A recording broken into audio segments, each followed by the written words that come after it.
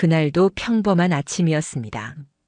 평소와 다르지 않게 일어났고 커피포트에 물을 올려두며 하루를 준비했습니다. 창밖으로 보이는 도시는 변함없이 분주했고 회사에 갈 생각에 마음이 무겁기도 했습니다. 그런데 이상하게도 그날만은 아침의 공기가 조금 다르게 느껴졌습니다. 아내는 화장대 앞에 오래 앉아 있었습니다. 보통은 출근 준비를 빠르게 마치는 편인데 그날은 머리를 천천히 틀어 올리고 거울 앞에서 한참 동안 자신의 얼굴을 들여다보았습니다. 립스틱을 고르고 바르는 동작도 유난히 세심하고 조심스러웠습니다. 저는 그런 아내를 바라보다가 괜히 이유 모를 불편함을 느꼈습니다. 사실 그때까지 큰 의심은 없었습니다. 사람 마음이라는 게 이유 없는 불안으로 한순간 흔들릴 때가 있지 않습니까? 그저 그런 기분이라 넘기려고 했습니다. 하지만 그 감각은 아침 내내 머릿속을 떠나줄 줄 몰랐습니다. 며칠 전부터 아내의 눈빛이 조금 변한 것 같다는 생각도 했습니다. 말할 때마다 제 눈을 피했고 휴대폰을 자주 뒤집어 놓곤 했습니다. 저와 함께 앉아 있을 때도 무언가 다른 생각을 하고 있는 듯 멍하니 허공을 바라보는 순간이 잦았습니다. 그때까지만 해도 피곤해서 그런가 보다 하고 스스로를 안심시켰습니다. 하지만 마음속 저 깊은 곳에서는 작은 균열이 벌써 시작된 듯 했습니다. 아침 식사를 마치고 각자 출근 준비를 하면서도 저는 그 표정을 계속 떠올렸습니다. 묘하게 어색하고 낯설게 느껴진 아내의 얼굴이 머릿속에서 맴돌았습니다. 그리고 그날 저녁 결국 그 불길한 예감은 현실이 되어 저를 덮쳤습니다. 퇴근 후 집에 도착했을 때 현관 앞에는 낯선 택배 상자가 놓여 있었습니다. 흔히 보는 택배 박스였지만 눈길이 멈춘 곳은 수취인 이름이었습니다. 제 것도 아내 것도 아닌 낯선 이름. 이연주. 전혀 들어본 적 없는 이름이 또렷하게 적혀 있었습니다. 아파트 호수는 분명 우리 집이 맞았습니다. 순간 머릿속이 혼란스러워졌습니다. 처음엔 단순 오배송이라 생각했습니다. 요즘 택배 사고가 흔하니까요. 하지만 상자를 집 안으로 들고 들어왔을 때 아내의 반응은 제 추측을 순식간에 무너뜨렸습니다. 아내는 제가 든 상자를 보는 순간 손에 쥐고 있던 컵을 탁 내려놓더니 멍하니 저를 바라보았습니다. 당황한 기색을 감추려는 듯 웃었지만 그 웃음은 어딘가 억지스러웠습니다. 저는 대수롭지 않게 물었습니다. 이거 누구 건지 알아? 우리 집 주소인데 이름은 낯선데.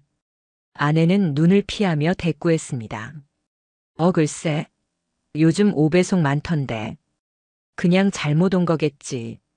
말투는 평소와 같았지만 그 순간 포착한 눈빛은 제게 치명적이었습니다. 순간적으로 스쳐간 불안과 두려움, 그리고 무엇인가 감추려는 기색. 저는 그 눈빛에서 묘한 소름을 느꼈습니다. 그날 밤 결국 저는 상자를 열어보았습니다. 평소라면 남의 물건을 함부로 열지 않았을 겁니다. 하지만 그날은 달랐습니다. 도저히 잠이 오지 않을 것 같았습니다.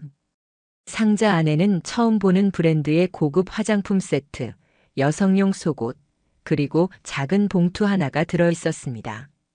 봉투 안에는 편지가 한 장 있었습니다. 읽는 순간 심장이 차갑게 식는 듯 했습니다. 다음 주엔 우리 약속한 대로 그 계약서 가져올게요. 그러면 진짜로 자유로워질 수 있어요. 짧은 구절이었지만 제 머릿속을 세차게 흔들었습니다. 계약서, 약속, 자유. 누군가와 주고받은 편지임이 분명했고 문장의 뉘앙스는 결코 가벼운 내용이 아니었습니다. 저는 얼어붙은 채 한참 동안 가만히 앉아 있었습니다. 아내의 낯선 눈빛과 연결되며 모든 실마리가 하나로 이어지는 듯 했습니다. 다음 날 저는 송장 번호로 배송 조회를 했습니다. 수취지 주소는 우리 집이 맞았고 발송지는 경기도의 한 소도시로 표시되었습니다. 발신자 이름은 김태혁. 그 이름을 보는 순간 제 심장이 쿵 하고 내려앉았습니다. 익숙한 이름이었기 때문입니다. 몇 달 전부터 아내가 종종 언급했던 사람이었습니다. 회사 동료라며 이야기했던 그 남자. 가끔 체형 교정 PT 이야기를 할 때 등장했던 이름. 바로 그 김태혁이었습니다. 저는 곧장 인터넷 검색을 시작했습니다. 그리고 그의 블로그에서 충격적인 게시물을 보았습니다.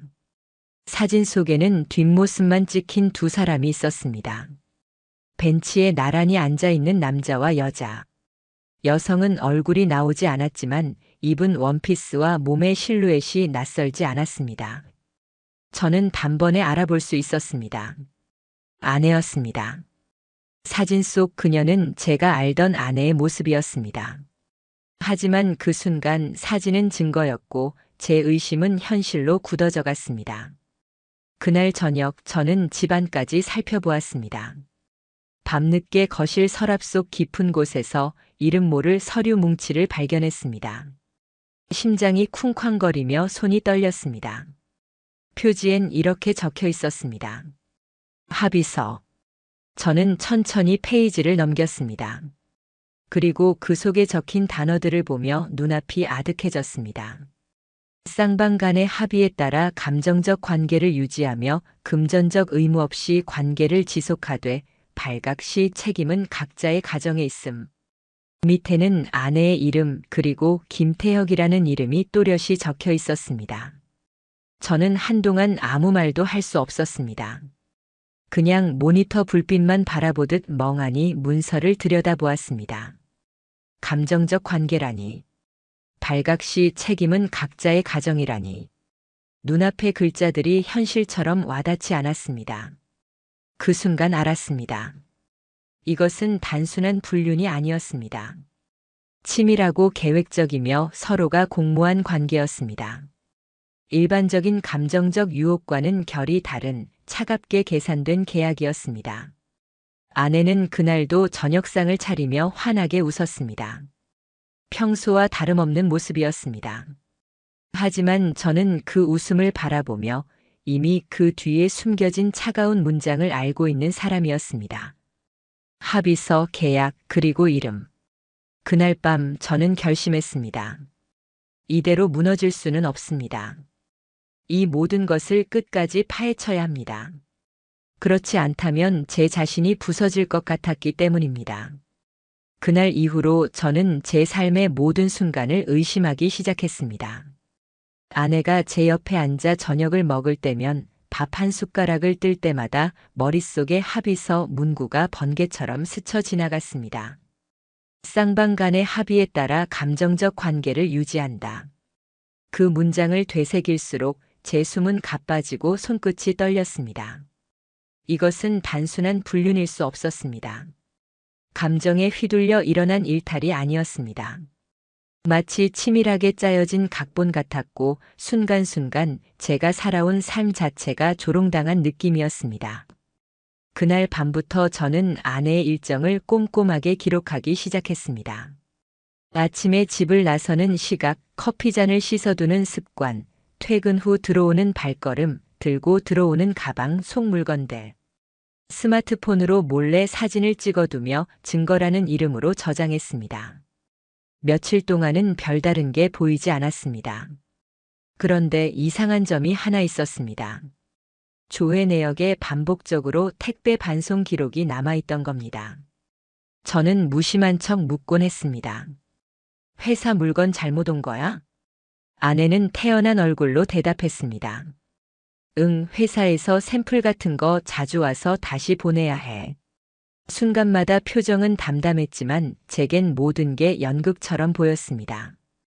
반송이라는 단어가 오히려 무언가를 감추는 신호처럼 다가왔습니다. 그러던 어느 날 저는 결심했습니다. 직접 확인해야 한다고. 그래서 택배기사로 위장해 집 앞에서 대기하기로 했습니다. 모자를 눌러쓰고 점퍼를 걸쳐 입은 채 현관복도 한켠에 숨어 있었습니다. 오후 3시쯤 한 남자가 나타났습니다. 손에는 서류 봉투와 작은 선물 상자가 들려 있었습니다. 낯선 남자였지만 직감적으로 알 수 있었습니다. 바로 아내가 말하던 그 김태혁이라는 내 이름 속 남자일 거라고. 그가 문 앞에 서자 아내는 마치 약속이라도 한 듯 정확히 그 시각에 문을 열었습니다. 두 사람은 눈빛을 짧게 교환했을 뿐 특별한 대화도 하지 않았습니다. 아내는 아무렇지 않게 봉투를 받아들고는 문을 닫았습니다. 일상처럼 너무나 자연스럽게. 저는 그 모습을 지켜보며 심장이 요동쳤습니다. 두 사람은 이 일을 수십 번 반복해온 듯한 익숙함을 보여주었습니다. 그날 밤 저는 봉투를 열어보기로 했습니다. 손이 떨려 제대로 뜯기조차 힘들었습니다. 안에는 USB 하나와 인쇄된 서류 뭉치가 들어 있었습니다. USB를 노트북에 꽂았을 순간 저는 심장이 떨어질 듯 두근거렸습니다. 파일 이름은 2차 합의안. 문서를 열자 눈앞이 아득해졌습니다. 당사자 김태혁은 박수진에게 물품 및 금전 지원을 지속하며 일정 기간 동안 비밀 유지 및 상호 보호를 약속한다. 본 합의안 위반 시 법적 책임은 각자의 배우자에게 있음. 전율이 온몸을 스쳤습니다. 이젠 단순한 상징적 서약이 아니었습니다. 돈과 물품 지원이 포함되어 있었습니다. 아내는 금전과 선물을 받으며 그 남자와 관계를 이어가고 있었던 겁니다. 분노로 얼굴이 화끈거렸습니다. 애정이라 믿었던 관계가 사실은 차갑게 계산된 거래였다는 것을 그 계약 문서 한 장이 적나라하게 보여주고 있었습니다. 저는 그날 이후 더욱 철저히 증거를 모으기 시작했습니다. 택배 송장, USB 문서, 봉투 사진, 아내의 메모. 당시엔 마치 형사가 된 듯 집안의 작은 단서마저 놓치지 않으려 애썼습니다. 며칠이 지나 저는 결국 법률 상담을 받으러 갔습니다. 변호사 이름은 이지현. 깔끔한 정장 차림의 그녀는 제 이야기를 끝까지 묵묵히 들었습니다. 저는 손에 들린 서류와 USB 사진을 전부 그녀 앞에 내밀었습니다. 이게 제 아내가 지금까지 해온 짓입니다. 저는 어떻게 해야 합니까? 이지현 변호사는 자료를 살펴보더니 눈빛이 단호해졌습니다. 이 정도 증거면 충분합니다. 남편분이 직접 증거를 확보한 게 큰 이점이 될 겁니다. 그 말을 듣는 순간 제 안에 억누를 수 없던 분노가 차가운 냉정으로 바뀌기 시작했습니다. 울분을 삼키는 게 아니라 법으로 싸워야 한다는 생각이 또렷해졌습니다. 며칠 뒤 저는 상간남 김태혁의 신상을 확인했습니다. 개인 사업을 운영하며 외부 업체와 비밀 계약을 자주 맺는 사람이었습니다. 아내가 그와 계약서까지 쓰며 관계를 이어간 이유가 이해됐습니다. 그는 원래 이런 계약 문화를 당연하게 여기는 사람이었던 겁니다. 그런데 거기서 끝이 아니었습니다. 문서를 다시 정독하다가 또 다른 이름이 제 눈에 띄었습니다. 이혜진. 처음 보는 이름이었지만 문서에는 그녀가 물품 전달 담당자로 명시되어 있었습니다. 아내는 혼자가 아니었습니다. 다른 사람까지 동원해 은밀히 관계를 이어온 것이었습니다. 숨이 막혔습니다. 이건 단순히 두 사람의 바람이 아니었습니다. 여러 사람이 얽힌 체계적 공모에 가까웠습니다. 저는 다시 변호사를 찾아갔습니다. 이지현 변호사는 제게 말했습니다. 남편분, 이건 가볍게 넘길 사건이 아닙니다.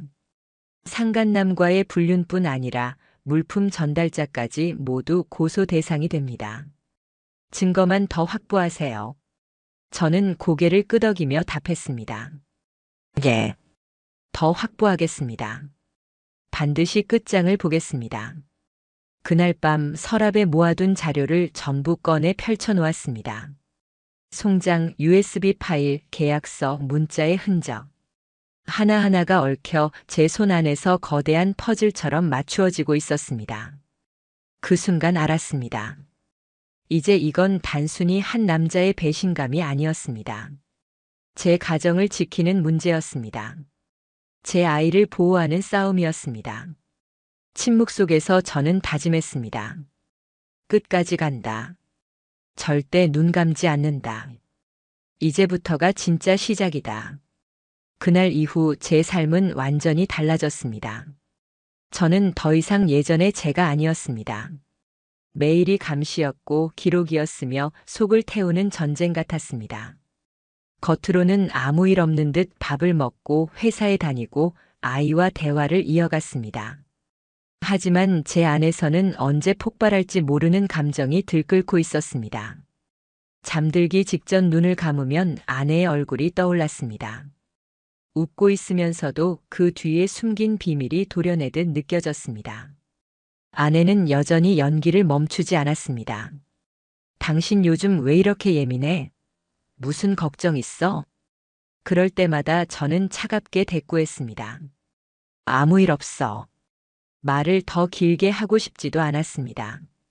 입을 열면 억눌러둔 분노가 폭발할 것 같았으니까요. 그 즈음 저는 우연히 한 사람을 알게 되었습니다. 회사 후배의 형이 사설 정보 수집을 한다는 이야기를 들었습니다. 그는 정식 탐정은 아니었지만 IT 보안 쪽에서 경력을 쌓으며 SNS 분석과 정보 추적에 능하다고 했습니다. 이름은 최민혁. 저는 곧장 그에게 연락을 했습니다. 첫 만남에서 그는 담담하게 물었습니다. 아내분의 활동 내역을 추적하면 확실히 원하시는 답을 얻을 수 있을 겁니다. 다만 감당할 준비도 하셔야 합니다. 저는 주저하지 않았습니다. 상관없습니다. 어떤 결과든 받아들이겠습니다. 최민혁은 아내의 이메일과 클라우드 계정을 추적하기 시작했습니다. 며칠이 지나자 그는 제게 휴대폰 화면 하나를 보여주었습니다. 혹시 이분 맞으십니까? 화면에는 아내의 모습이 있었습니다. 짐을 든 채 환하게 웃으며 펜션 앞에 서 있는 사진. 그 옆에는 김태혁이 있었습니다. 두 사람이 함께 걸으며 웃고 있는 다른 사진도 있었습니다. 얼굴은 정면으로 나오지 않았지만 저는 단번에 알 수 있었습니다. 그것이 아내라는 것을. 순간 숨이 막혔습니다. 그 사진 속 아내는 제가 알던 사람 같지 않았습니다. 해맑게 웃고 자연스럽게 서 있는 모습은 제가 집에서 본 무표정한 그녀와는 전혀 달라 보였습니다. 그 따뜻한 표정은 제게 한 번도 보여주지 않은 얼굴이었습니다. 저는 가슴이 쿵쾅거리며 손에 땀이 흥건히 차오르는 걸 느꼈습니다. 이제 더 이상 막연한 추측이 아니었습니다. 남김없이 드러난 움직일 수 없는 현실이었습니다. 그 순간 저는 결단했습니다. 계약서, 택배, USB 영상까지 모든 단서가 제 목을 조여왔습니다. 이제 도망칠 곳은 없었습니다. 저는 법률사무소를 찾아가 정식으로 소송을 준비했습니다. 소송 대상은 상간남 김태혁 그리고 제 아내 박수진이었습니다. 단순한 위자료 청구가 아니라 혼인 파탄에 대한 책임을 묻고 손해배상까지 청구하기 위함이었습니다. 그리고 하나 더 있었습니다. 계약서 속 물품 전달자로 언급된 이름 이혜진. 저는 그녀 역시 공모자로 포함해 민사소송에 걸기로 했습니다. 소송 준비 과정에서 드러난 사실은 저를 다시 충격에 빠뜨렸습니다. 이혜진은 단순한 전달자가 아니었습니다. 그녀 또한 김태혁과 별도의 관계를 유지하고 있었습니다. 한 사람을 사이에 두고 두 여자가 서로 다른 역할을 맡아 움직이고 있었던 겁니다. 아내는 연인, 그녀는 배달자. 저는 눈앞이 까매졌습니다. 저는 결국 아내에게 직접 사실을 따지기로 했습니다. 모든 자료를 책상 위에 펼쳐두고 노트북에는 USB 파일과 영상, 계약서를 띄워두었습니다. 아내가 퇴근해 돌아온 순간 저는 조용히 말했습니다. 앉아. 지금 다 봐야 해. 처음 아내는 당황한 얼굴을 했습니다. 하지만 시간이 지나자 눈빛은 차갑게 변했습니다. 그리고 믿을 수 없는 말을 꺼냈습니다. 이걸 어떻게 본 거야? 당신이 이럴 줄은 몰랐네. 순간 저는 귀를 의심했습니다. 미안하다는 말은 없었습니다. 대신 오히려 제게 따지듯 말을 이어갔습니다. 내가 왜 그랬는지 당신은 몰라. 늘 자기밖에 몰랐잖아. 나는 외로웠어. 그래서 계약이라도 한 거야. 그게 내 방식이었어. 그 말을 들은 순간 제 안에서 무너져 내리는 소리가 들렸습니다. 변명조차 아니었습니다. 자기 합리화였고 뻔뻔한 기만이었습니다. 저는 서류 봉투를 그녀 앞에 던졌습니다. 이건 내 인생의 답이다. 그날부터 진짜 전쟁이 시작되었습니다. 며칠 후 상간남 김태혁에게도 소장이 발송되었습니다. 그는 변호사를 통해 합의 의사 있음이라는 답변을 보냈습니다. 합의라니. 그 모든 치욕과 파괴를 돈 몇 푼으로 덮겠다는 발상에 저는 참담했습니다.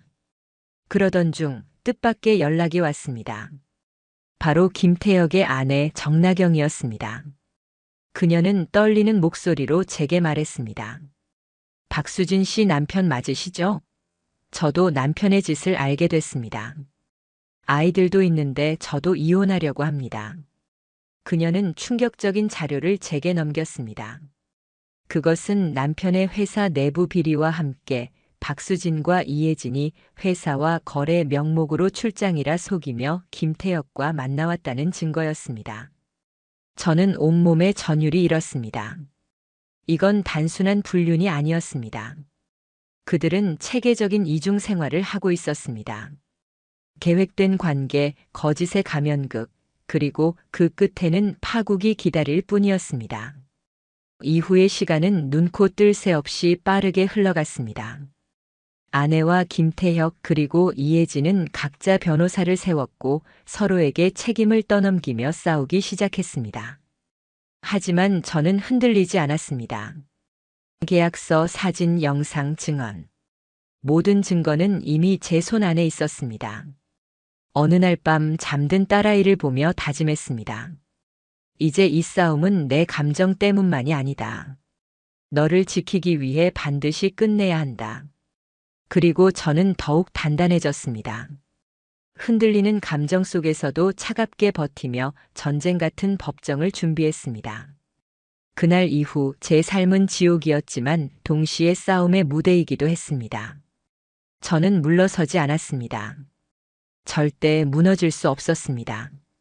소송이 본격적으로 시작된 이후로 제 삶은 하루도 평온할 수 없었습니다. 변호사 사무실을 오가며 재판 준비를 하고 매일 법원과 경찰서에서 오는 서류에 서명을 했습니다. 제 손에는 늘 증거철이 들려 있었고 머릿속에는 한순간도 이 사건이 떠나질 않았습니다. 문제는 법정에서 그들이 보인 태도였습니다. 첫 공판날 재판장이 피고들은 각자 입장을 진술하라 했을 때 들은 그들의 목소리는 저를 다시 한번 깊은 절망으로 몰아넣었습니다. 김태혁은 이렇게 말했습니다. 모든 건 박수진이 먼저 제안한 겁니다. 저는 감정적으로 흔들려 잠시 관계를 맺었을 뿐입니다. 계약서 역시 그녀가 먼저 들이미는 바람에 어쩔 수 없이 도장 찍은 겁니다. 아내는 또 말했습니다. 김태혁이 계약서를 작성해 오며 협박성 말을 했습니다. 저는 원하지 않았지만 도장을 찍을 수밖에 없었습니다. 그리고 이혜진은 떨리는 목소리로 이렇게 주장했습니다. 저는 단순히 부탁받아 물건을 전달했을 뿐입니다. 내용이 뭔지 몰랐습니다. 전혀 관여하지 않았습니다. 거짓이 거짓을 덮고 있었습니다. 마치 서로가 서로를 향해 비수를 겨누듯 책임을 떠넘기며 억지 변명을 이어갔습니다. 그 추악한 공방을 지켜보는 제 눈에는 눈물이 차올랐습니다. 그 사람들과 함께 웃으며 지냈던 시절이 떠올랐습니다. 여행을 가고 밥상에서 농담을 주고받던 순간들이 이제 법정의 차가운 대화 속에서 산산조각 나 있었습니다. 하지만 저는 무너지지 않았습니다. 오히려 그들의 파편화된 거짓말이 결국 자신들을 무너뜨릴 거라는 확신이 생겼습니다. 그래서 끝까지 침묵하며 변호사에게 자료를 넘기고 증거를 제출했습니다. 그 와중에 충격적인 이름 하나가 새로 등장했습니다. 김태혁의 진술서 그리고 아내의 과거 통화 내역 속에 반복적으로 언급된 이름. 윤재석. 아내의 직장 동료 중 한 명이라는 이 남자는 제가 보기엔 전혀 상관없는 사람이라 생각했습니다. 그런데 재판 과정에서 김태혁의 변호사가 이렇게 말했습니다. 계약서를 처음 보여준 건 박수진과 윤재석이 함께 있었던 회식 자리였습니다. 순간 법정이 술렁거렸습니다. 제 손에 땀이 흥건히 차올랐습니다. 윤재석? 누구지? 왜 그 자리가 처음 등장하는 무대였다는 걸까? 저는 혼란에 빠졌습니다. 하지만 머릿속에 드는 또 다른 생각. 혹시 이 전부가 조직적이고 치밀하게 꾸며진 시나리오였던 건 아닌가?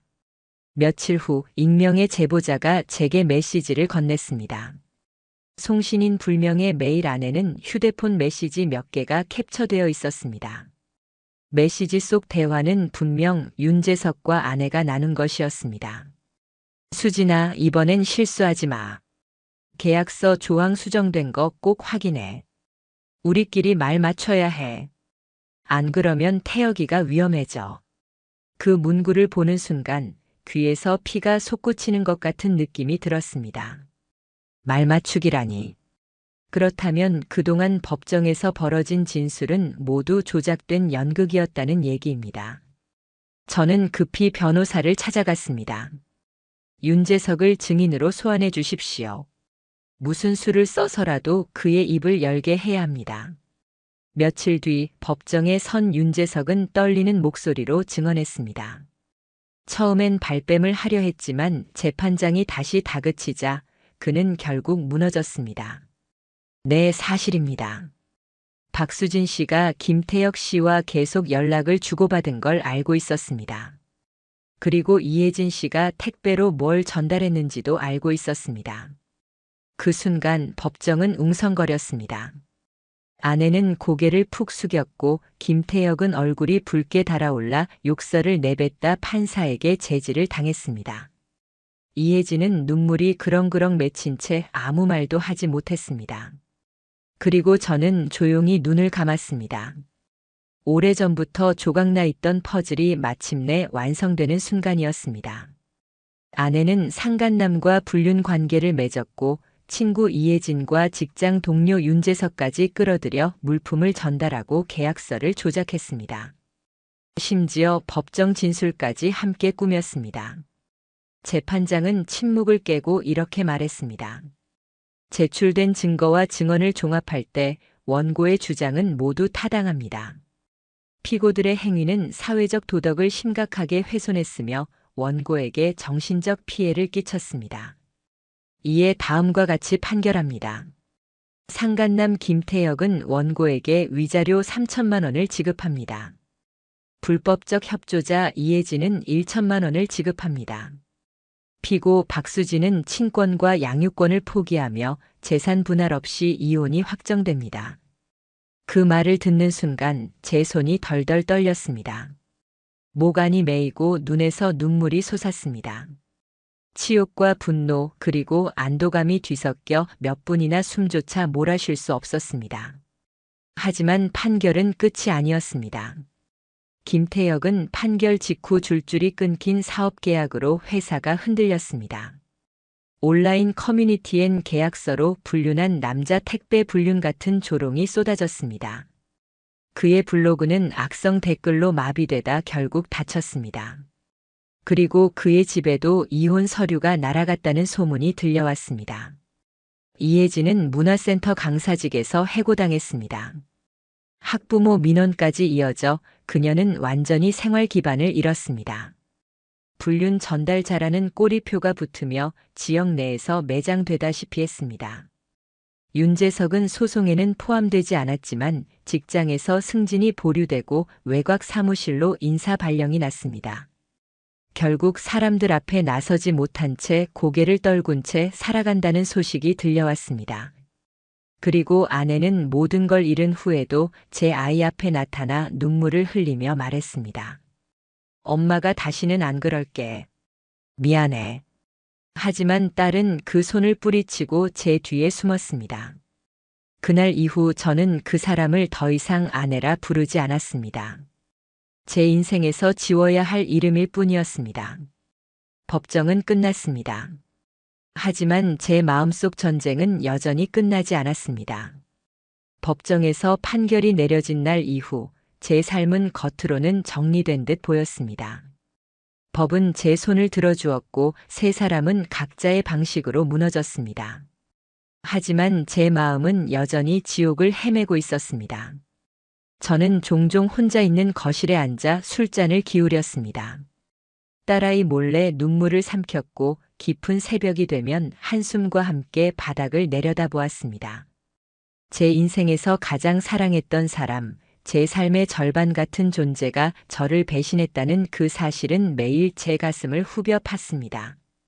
내가 부족해서 이런 일이 일어난 게 아닐까? 왜 그때 눈치채지 못했을까? 스스로를 탓하며 저는 밤마다 괴로움 속에서 깨어 있었습니다. 하지만 무너질 수는 없었습니다. 저는 딸을 지켜야 했습니다. 그리고 제 자신을 버려선 안 된다는 걸 마음 깊이 깨달았습니다. 이지현 변호사의 권유로 심리 상담을 시작했습니다. 상담사 박소윤 선생님은 제게 이렇게 말했습니다. 이건 복수의 과정이 아닙니다. 당신 자신을 다시 존중하고 사랑하는 과정이에요. 잊기 어려울 겁니다. 하지만 이제 스스로를 구해내는 작업을 시작해야 합니다. 그 말은 제 가슴에 깊이 남았습니다. 저는 복수를 위해 살아왔던 것이 아니었습니다. 제 삶을 붙잡기 위해 발버둥치고 있었던 겁니다. 상담을 통해 조금씩 제 마음은 정리되기 시작했습니다. 동시에 저는 이 사건이 단순히 제 개인만의 불행으로 묻히면 안 된다고 생각하게 되었습니다. 그래서 기자의 인터뷰 요청을 받아들였습니다. 기사 제목은 이렇게 붙여졌습니다. 계약으로 이어진 불륜, 택배로 배달된 배신. 기사에는 제 이야기가 사실적으로 담겼습니다. 계약된 사랑이라는 단어는 많은 사람들에게 충격을 주었습니다. 보도가 나간 뒤 수많은 댓글이 쏟아졌습니다. 끝까지 싸워주셔서 감사합니다. 이런 사람들 세상에 많습니다. 당신은 잘하셨습니다. 그 계약서 얘기 저도 소름 끼쳤습니다. 그 수백, 수천 개의 댓글은 제게 위로가 되었습니다. 처음으로 제 고통이 헛되지 않았다고 느꼈습니다. 한편 시선을 돌려보면 그들은 하나 둘씩 추락하고 있었습니다. 김태혁은 위자료 판결이 난 이후 회사를 정리하며 파산 신청을 했습니다. 손해배상금을 피하기 위해 사업 자산을 은닉하고 아내 명의로 부동산을 돌려놓으려 한 사실이 발각되면 결국 법원은 위자료 회피 불허 판정을 내렸습니다. 그의 재산은 압류에 들어갔고 그는 사라졌습니다. 이혜진은 지역에서 불륜 전달자라는 꼬리표를 떼지 못한 채 직업을 잃고 과거 그녀가 다른 사건에 개입했다는 제보가 이어졌습니다. 결국 여러 건의 고소를 당하며 끝내 삶이 파탄났습니다. 윤재석은 더 이상 사람들 앞에 서지 못했습니다. 회사에서 인사조치를 당했고 몇 달 뒤 자진 사직했습니다. 동료들 사이에선 불륜 공모자라는 꼬리표가 따라다녔습니다. 그리고 제 아내였던 박수진. 그녀는 퇴사 후 아무 일에도 적응하지 못했고 몇 차례 딸에게 편지를 보내왔습니다. 그러나 그 편지에는 사과도 반성도 없었습니다. 언젠가는 날 이해할 거야. 너도 엄마 마음 알게 될 날이 있을 거야. 그 문장을 읽은 제 딸은 편지를 구겨 쓰레기통에 던졌습니다. 아빠, 엄마 얘기는 이제 하지 말자. 그 말을 들은 순간 저는 더 이상 그녀를 제 인생에서 불러낼 필요가 없음을 깨달았습니다. 저는 딸과 함께 새 삶을 시작했습니다. 딸은 점차 밝아졌습니다. 침대에서 제게 등을 돌리고 자던 아이가 어느 날 제 옆으로 와 속삭였습니다. 아빠, 나는 아빠랑만 살 거야. 저는 아무 말도 못했습니다. 그저 아이를 안고 울었습니다. 그러던 중 뜻밖의 제안이 있었습니다. 한 출판사에서 이 사건을 기록으로 남기자고 연락이 온 겁니다. 처음엔 망설였습니다. 하지만 이 이야기가 누군가에게 경고가 되고 위로가 될 수 있다면 공개하는 게 옳다고 생각했습니다. 그래서 책을 썼습니다. 제목은 계약된 사랑의 종말. 표지는 단순히 택배 박스 위에 놓인 흰 봉투 그림이었습니다. 책은 빠르게 화제가 되었습니다. 사람들은 제 이야기에 눈물을 흘리기도 했고 분노를 쏟아내기도 했습니다. 특히 기억에 남는 독자 한 명의 메시지가 있습니다. 이 책 덕분에 제 삶을 돌아볼 수 있었습니다. 가스라이팅과 자기 합리화, 계획된 관계 안에서 제가 얼마나 갇혀 있었는지 알게 되었습니다. 감사합니다. 그 글을 읽으며 저는 느꼈습니다. 내 고통이 헛되지 않았구나. 누군가에겐 위로가 되었고 누군가에겐 경고가 되었다. 물론 제 마음속 상처가 완전히 사라진 건 아니었습니다. 밤이 깊어지면 여전히 그날의 기억 계약서에 도장을 찍던 순간 웃으며 저를 속이던 아내의 표정이 떠올랐습니다. 하지만 이제는 이겨낼 수 있었습니다. 저는 끝내 무너지지 않았고 딸과 함께 웃으며 살아갈 수 있었기 때문입니다. 그들이 무너지는 모습을 본 것은 저에게 완전한 행복을 주진 않았습니다. 하지만 그 모든 과정을 지나온 지금 제가 얻은 것은 분명히 있었습니다. 그것은 복수가 아닌 제 자신을 되찾았다는 사실이었습니다. 그리고 마지막으로 하나 남은 결심. 더 이상 그들의 이름을 제 입술에 올리지 않겠다는 것. 이제 제 앞에 있는 것은 딸과 우리가 살아갈 내일뿐이었습니다. 시간은 참 묘한 속도로 흘러갔습니다. 법정에서 모든 판결이 끝난 뒤에도 제 삶은 그날의 기억 위에 여전히 멈춰 있는 듯 했습니다. 하지만 동시에 아주 조금씩 변화를 만들어내고 있었습니다. 상처가 눈에 보이지 않는다고 해서 사라진 것은 아니었습니다. 밤마다 여전히 그날 서류에 찍힌 도장을 떠올렸습니다. 합의서라는 차가운 글자들, 택배 속에서 발견했던 편지, 아내의 차디찬 눈빛. 그것이 제 꿈을 잠식했고 새벽마다 식은땀을 흘리며 눈을 떴습니다. 그럼에도 제 삶은 전진해야 했습니다. 이제 제 옆에는 딸이 있었고 그 아이를 지키는 일이야말로 남은 제 존재 이유였습니다. 저는 조금씩 무너진 일상을 다시 세워가기 시작했습니다. 새벽에 딸을 깨우고 간단한 아침을 차려주었고 손잡고 학교까지 걸어다니며 이야기를 나눴습니다. 그렇게 아주 작은 루틴을 쌓아 올리며 저는 다시 살고 있다는 감각을 되찾아갔습니다. 딸은 점점 밝아졌습니다. 예전엔 매일 혼란스러워하며 왜 엄마는 나와 약속을 어기냐던 표정이 이제는 작은 장난에도 소리내 웃는 얼굴로 바뀌었습니다. 아이의 웃음소리는 저에게 약이었습니다. 그 좋은 소리를 들으며 저는 다짐했습니다. 더 이상 과거에 매여 살지 않겠다고. 그러던 어느 날 학부모 모임에서 뜻밖의 이야기를 들었습니다. 한 어머니가 조심스럽게 말했습니다. 혹시 박수진 씨와 김태혁 씨, 그리고 이혜진 씨가 예전부터 아는 사이였던 거 아셨어요? 그녀에 따르면 자신의 남편이 김태혁의 후배인데 몇 년 전부터 이미 그 셋은 함께 모임을 하며 친분을 나눴다는 소문이 있었다고 했습니다. 그 말을 듣는 순간 제 머릿속에서 오래된 퍼즐이 다시 뒤집혔습니다. 그럼 모든 게 처음부터 계획이었다는 건가? 택배가 너무도 자연스럽게 우리 집으로 도착했던 이유, 계약서가 마치 전문 문서처럼 치밀했던 이유, 아내가 연기하듯 행동하면서도 티 하나 내지 않았던 이유.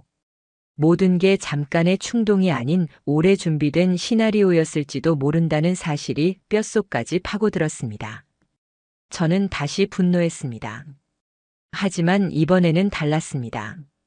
예전처럼 무너지며 절망하지 않았습니다. 이제는 냉정했습니다. 더 이상 그들의 거짓말에 끌려다니지 않겠다. 이 모든 건 이제 내 삶을 되찾는 기록으로 남긴다. 그 하나의 기록이었던 책은 여전히 많은 사람들에게 뜨거운 반응을 일으키고 있었습니다. 온라인 커뮤니티와 독서 카페, SNS에서 수많은 사람들이 제 이야기를 공유했습니다. 이건 드라마가 아니라 현실이라니까 더 충격이다. 누군가는 경고받아야 한다. 이런 관계는 결국 파국이다. 아이를 지켜낸 게 정말 대단하다. 그 반응들을 읽으며 저는 처음으로 지난 고통이 조금은 가치 있었다는 기분이 들었습니다. 제가 무너졌던 모든 날들이 누군가에겐 출구를 알려주는 경고가 될 수 있으니까요. 특히 한 댓글은 오래 기억에 남습니다. 이 책 덕분에 남편의 행동을 이해할 수 있었습니다. 저도 비슷한 이상한 조짐을 계속 무시하다가 이제야 알겠어요. 정말 감사합니다. 그 글을 읽으며 저는 긴 숨을 내쉬었습니다. 제 고통이 누군가의 눈을 뜨게 했다면 그것만으로도 살아온 시간이 헛되지 않았다고 말할 수 있었습니다. 한편 딸은 새로운 꿈을 꾸기 시작했습니다. 예전엔 언제나 그림 일기를 무심히 그렸는데 요즘은 강아지와 저, 그리고 자기 자신이 등장하는 따뜻한 그림을 자주 그렸습니다. 어느 날 아이가 제게 그림을 보여주었습니다. 커다란 강아지 옆에 웃고 있는 두 사람이 그려져 있었습니다. 저와 딸이었습니다. 그 옆에는 이렇게 글자가 씌어 있었습니다. 우리 집엔 강아지가 없지만 아빠가 강아지처럼 항상 나를 지켜줘요. 저는 그 종이를 한참 바라보다가 눈물이 솟구쳤습니다. 이제는 슬픔이 아니었습니다. 오래 전부터 기다렸던 울음, 가벼운 안도와 행복의 눈물이었습니다. 책은 베스트셀러 반열에 올랐습니다. 저를 초청하는 방송국도 생겼고 강연 자리도 마련되었습니다. 처음엔 망설였지만 사람들 앞에서 한마디씩 꺼낼 때마다 제 상처가 사람들에게 경고가 되고 있다는 사실을 체감했습니다. 사랑이라는 이름으로 모든 게 합리화될 수는 없습니다. 계약된 관계, 치밀하게 포장된 배신은 결국 파국으로 끝납니다. 저는 그 증인이었습니다. 사람들은 고개를 끄덕이며 제 이야기를 들었습니다. 물론 제 안의 상처가 완전히 사라진 건 아닙니다.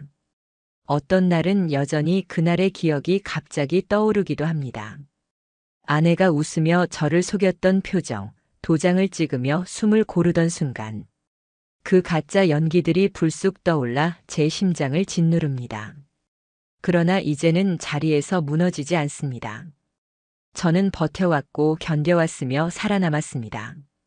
아이와 함께 웃으며 살아가고 있기 때문입니다. 이제는 모든 것이 끝났다고 스스로 말할 수 있을 것 같습니다. 사랑도 배신도 분노도 그 수없이 뜯겨나가던 고통의 순간조차도 이제는 마치 오래된 기록처럼 제 마음 한쪽에 내려앉아 있습니다. 하지만 가끔은 여전히 서늘한 바람처럼 스쳐갑니다. 아침 해가 떠오르는 창가에서 커피를 마시다가도 불현듯 그날의 기억이 떠오를 때가 있습니다. 법정에서 서로의 책임을 미루던 얼굴들, 제게 뻔뻔한 변명을 늘어놓던 아내, 차갑게 굳은 계약서 위의 서명. 그 모든 것들은 제가 쉽게 잊을 수 없는 그림자입니다. 그러나 저는 이제 그 그림자와 공존하는 방법을 배웠습니다. 어쩌면 그 그림자가 완전히 사라지기보다는 제 삶이 살아있다는 증거로 남아있는 것인지도 모릅니다. 한번 깊게 베인 상처는 흔적을 지울 수 없지만 그 흉터를 안고 앞으로 나아가는 게 결국은 인간의 몫이니까요. 예전엔 매일 밤마다 스스로를 탓했습니다. 나는 왜 몰랐을까? 왜 아무것도 말하지 못했을까? 수백 번 반복된 그 자책이 저를 괴롭혔습니다. 하지만 이제는 압니다. 그건 저의 잘못이 아니었다는 것. 사랑을 믿었던 제 마음이 부끄러울 이유는 없다는 것. 부끄러운 건 그 사랑을 저버린 사람들이라는 것을요. 오늘날 제 삶은 놀라울 만큼 평범합니다. 아침에 딸과 함께 밥을 먹고 학교에 데려다주고 퇴근 후엔 함께 집 근처 공원을 걸으며 하루를 마무리합니다. 주말에는 둘이 쇼핑을 다니고 영화관에서 팝콘을 나눠 먹습니다. 사람들이 보기엔 그냥 흔한 부녀일지 모르지만 우리에게는 너무도 소중한 일상입니다. 평범하다는 게 이렇게 값진 것인지 이제서야 깨닫습니다. 하루의 반복이 지루했던 때도 있었지만 지금은 그 반복 속에서 안정을 느낍니다. 결코 당연하지 않은 평온, 그것이야말로 제가 원하던 삶이었습니다. 그렇게 일상이 조금씩 자리 잡아갈 무렵 저는 한 통의 우편물을 받았습니다. 발신인은 뜻밖에도 김태혁이었습니다. 순간 제 심장이 크게 요동쳤습니다. 열어볼까 말까 수많은 심경이 교차했습니다. 결국 봉투를 열었을 때 안에는 손편지 한 장이 들어 있었습니다. 삐뚤빼뚤하지만 정성스레 써 내려간 듯한 글씨. 그때 우리는 모두 잘못된 길을 걷고 있었습니다. 당신이 아닌 우리 셋 모두가 스스로를 합리화하고 상황을 조작하면서 당신의 삶을 흔들었습니다. 이제야 조금 알 것 같습니다. 당신이 얼마나 절망했을지를. 저의 선택은 이기적이었고 돌이킬 수 없는 일이었습니다. 이 말이 용서가 되지 않는다는 걸 압니다. 그저 진심으로 사과드리고 싶었습니다. 편지를 다 읽은 뒤 저는 한참 동안 가만히 있었습니다. 머릿속으로 수천 가지 반응이 스쳐갔습니다. 분노, 허탈, 조롱, 혹은 무관심. 하지만 끝내 손편지를 천천히 접어 서랍 속에 넣었습니다. 그 순간 깨달았습니다. 그들의 삶은 여전히 과거에 붙들려 있었고 저는 이미 한 발짝 앞서 나아가고 있다는 사실을. 그래서 그날 저녁 저는 딸과 함께 단골 돈가스 집에 갔습니다. 벽에 사진이 가득 붙어 있는 작은 가게, 따끈한 돈가스 냄새와 웃음소리가 가득한 곳. 딸은 고소한 치즈 돈가스를 먹으며 환하게 웃었고 저는 그 웃음을 보며 고개를 끄덕였습니다. 말로는 설명할 수 없는 깊은 위안이 밀려왔습니다. 저는 깨달았습니다. 이게 바로 제가 할 수 있는 가장 완벽한 복수라는 것을. 그 셋이 죗값을 치르며 얼굴조차 들지 못한 채 살아가는 동안 저는 아이와 함께 조용하지만 행복한 삶을 살아가고 있다는 것. 그게 곧 승리이며 복수이며 삶의 답변이었습니다. 사람들은 언젠가 묻기도 했습니다. 정말로 다 잊으셨습니까? 저는 그럴 때마다 미소를 짓습니다. 잊진 않았습니다. 다만 무너지지 않았습니다. 여전히 저는 살아가고 있으니까요. 그리고 저는 제 이야기들을 앞으로도 나눌 생각입니다. 누군가에겐 이 이야기가 단순한 막장 드라마처럼 보일지도 모릅니다. 하지만 다른 누군가에겐 삶을 바꿀 수 있는 경고가 될 수도 있으니까요. 아내의 불륜, 택배로 오간 계약서, 친구의 배신, 동료의 거짓 증언. 그 모든 끝에 저는 무너져 있었지만 결국 다시 일어섰습니다. 그리고 오늘도 딸과 함께 웃으며 살아가고 있습니다. 저는 압니다.